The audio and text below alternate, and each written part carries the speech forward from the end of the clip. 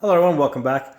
I wanted to give you guys some wind drift data on the 7.62 by 3.9 that's normally shot out of the AK-47. That's this line over here. There's the different yardages over there. And the reason why I'm doing this is because, I was looking for some data on wind drift for the 7.62 by 3.9 and I couldn't find a single chart on the internet, okay? So I thought this would be a really good video to do. There's a lot of information on the 5.56, okay, for the AR-15, and there's a ton of information on the 308, but nothing on the 7.62 by 3.9. So the way I went about this is I was able to find one chart, and only one chart, on the 300 blackout. Now the 300 blackout is of a similar weight, and it goes at a similar velocity to the 7.62 by 3.9. So that was my starting point. I took the 300 blackout numbers that I found on this wind drift chart, and I threw them up here. Okay, and then the next thing I did is I went out to 200 yards, and happened to have a 10 mile per hour wind, or an average 10 mile per hour wind today.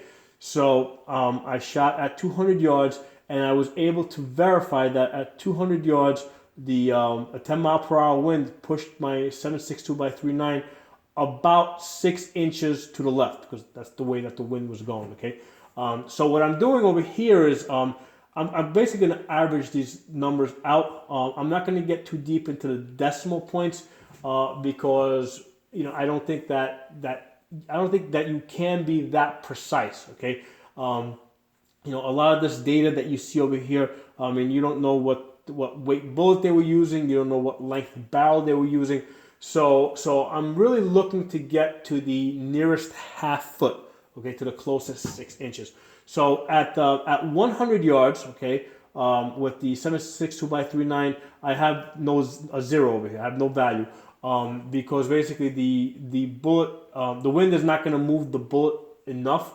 And if you're about an inch or 2 inches off your bullseye, left or right, you're not going to know whether you have a 10 mile per hour wind, or if you're jerking the trigger a little bit. Okay, but by comparison, if you're shooting 200 yards, okay, and your bullet shifts about 6 inches to the left, that's not you jerking the trigger. Unless you're really seeing your dot move when you pull the trigger, most likely that is the wind moving you, and you can verify that with the wind ribbon. Okay, I have a wind ribbons like this that I hang all over the places where I shoot, and I use this to tell me what the wind is doing. So really quick, let's jump into into reading the wind. Let's learn how to read the wind in case we don't know. So you hang the ribbon out like this, and there's a key over here so you guys can kind of reference this. If the ribbon's hanging straight down like it is right now, basically there's zero wind. Okay, if the ribbon's all the way out here, right,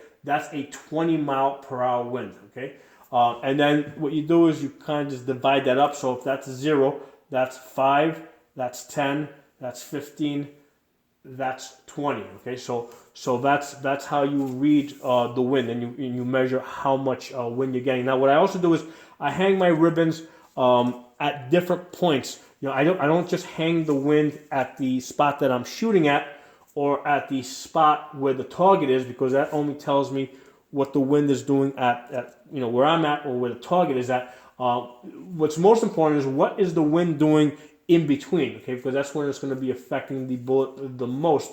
So I hang the ribbon at different points, along the distance that I'm shooting, and because like today I was at one point, let's say I was seeing that the ribbon was like straight like this where I was, but the rest of the range down it was like this.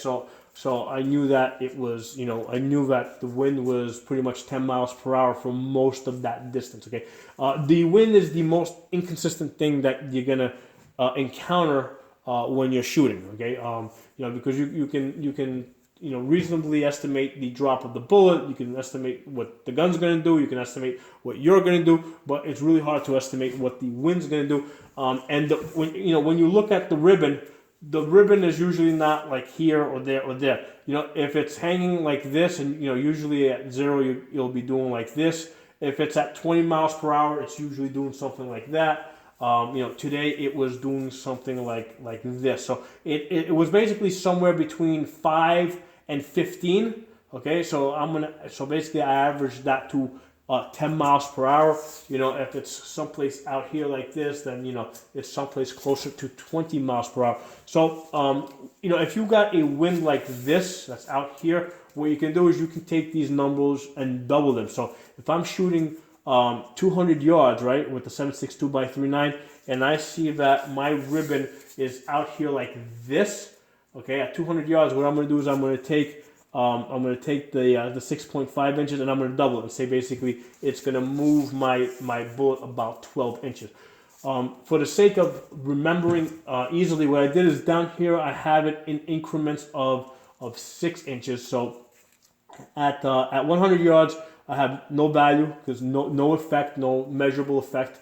At 200 yards, I have a half foot, right? At 300 yards, I have 1 foot. At 400 yards, I have 2 foot. At 500 yards, I have 4 foot. So it's a lot easier for me to remember these numbers and reference them. And I've been able to, as I said earlier, I've been able to verify this number over here. At 200 yards, an average 10 mile per hour wind will move my bullet about 6 inches. Now that's if it's going, horizontal. So if my bullet's going out this way and the wind is going that way, that's what we call a full value. Okay, that's this number here. If I'm shooting this way and the wind is going diagonally, right? So if I look at my ribbon, instead of the ribbon being like this, if it's kind of diagonal like this, okay, that's a half value. So if I'm shooting 200 yards, right, and I see that the ribbon, okay, is kind of like that, what I'm going to say is, okay, so instead of 6 inches, 6-inch adjustment, I'm going to call that a 3-inch adjustment. Okay, likewise, if I'm shooting 300 yards, and again, I see the ribbon going diagonally forward or diagonally back, okay, either way, diagonally, that's a half value. So at 300 yards, instead of making a 1 foot adjustment, a 12-inch adjustment, I'm gonna cut that in half and make a 6-inch adjustment. Okay, so that's how we're gonna use the half values. I really don't bother to cut that down into like fractions, into quarter values, because again, the wind itself is an estimate.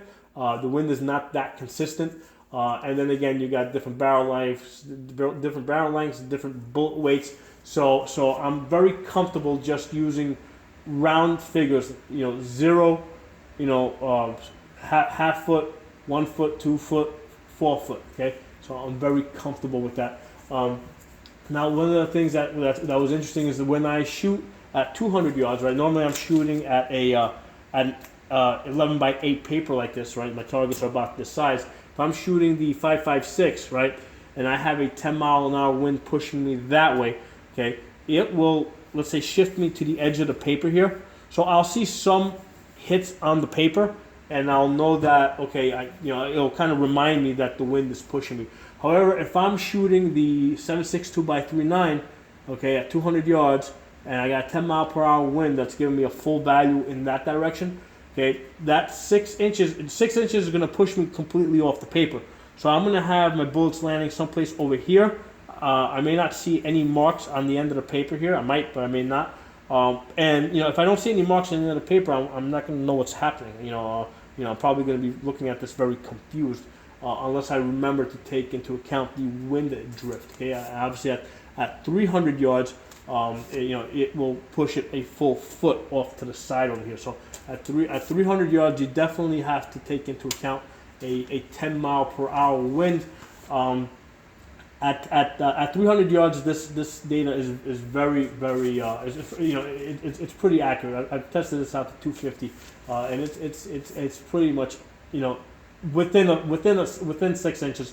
It's correct. Now once you get out to 400 yards or 500 yards, obviously I'm going to have less confidence in this, but we're not trying to get within inches here. We're trying to get to the nearest half foot. So at 400 yards, shooting the 7.62 by 3.9. If I have a full value wind going horizontally, it'll push me about 2 feet. At 500 yards, if I have a full value 10 mile per hour wind pushing me that way, it'll push me about 4 foot. Okay, so in order to really to test this, you know, when you go out, you gotta go out with a pretty big board. Okay, your target has to be the size of like, you know, basically if you know the cardboard that the refrigerators come in. Well, you take one of those big cardboard boxes, you open it up, and that's how you test this at 500 yards. You need a target that big, you know, with a 10-mile-per-hour wind to test and see how accurate this 4-foot wind drift is going to be. So, which I will try and do at some point.